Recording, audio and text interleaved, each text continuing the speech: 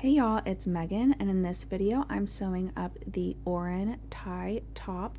I'm doing the flutter sleeves and the long waistband ties. When you use the long ties, you can actually tie and wear this several different ways. If you're doing the short ties, then you can just knot it or tie a bow in the front, and you can tie it loosely as shown here or tighter in the earlier video. The first step is going to be to sew the shoulder seams. So you're going to place the front and back right sides together, aligning those raw edges, and you are going to stitch them together at each shoulder using a 1/2 inch seam allowance. Since this is drafted for wovens, you're going to need to finish each of the seams. So I like to use my serger for this step. You could also use a zigzag or an overcast stitch on your sewing machine, or you could even do a French seam here. Since the seam allowance are 1/2 inch, it's very easy to do. Next, it's time to hem the neckline opening. So you are going to press a 1/4 inch to the wrong side and then press another 1/4 inch to the wrong side, and then you are going to edge stitch, creating a narrow hem along the entire opening.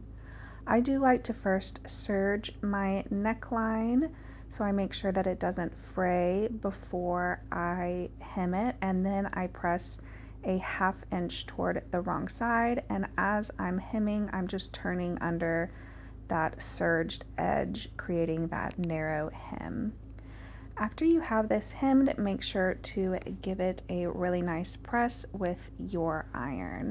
Next, it's time to add our sleeves. So I have my bodice right side up, and I'm going to take my sleeve and put it right sides together.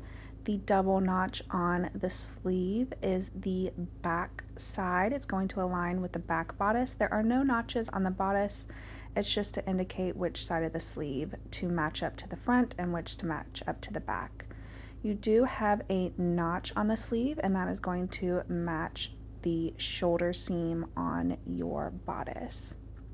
Once you have that sleeve pinned in place to your bodice, then you are going to stitch it together using a 1/2 inch seam allowance, and then you are going to finish that seam either with your sewing machine or with your serger.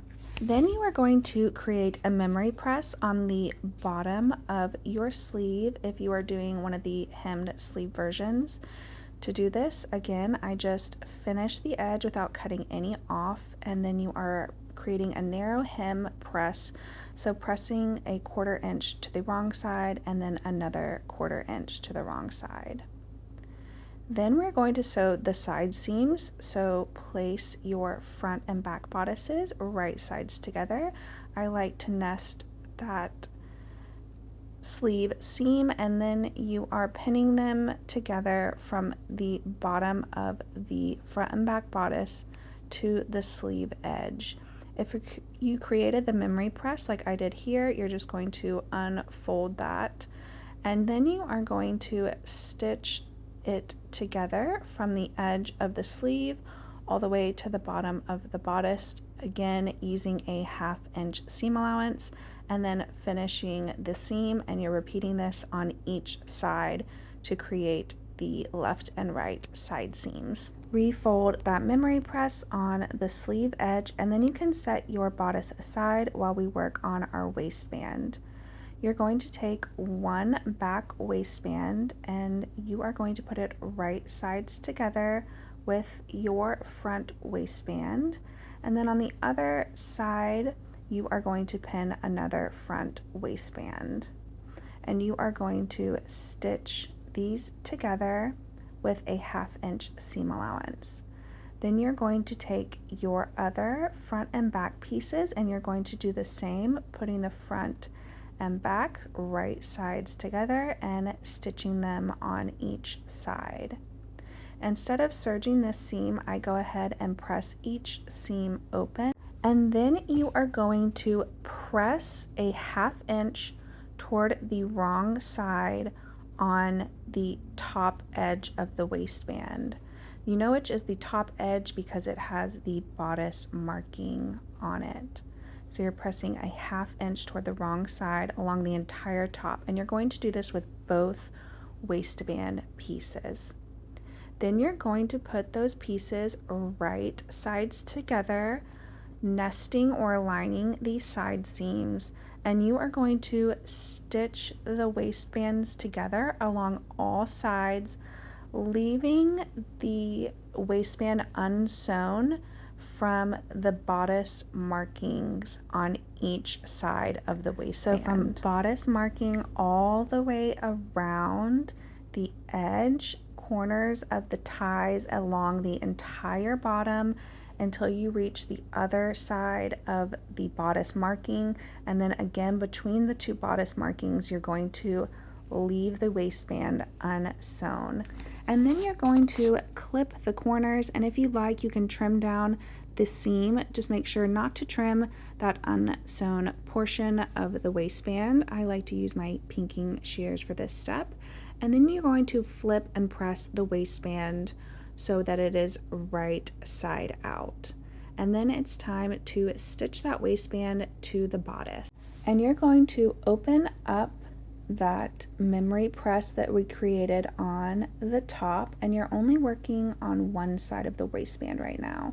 And I'm going to pin this from where we stopped stitching, which was the bodice edge marking, to the wrong side of the bodice, and you're aligning it so that the front matches exactly where you stopped sewing. And you are also going to align the side seam of the waistband to the side seam of the bodice.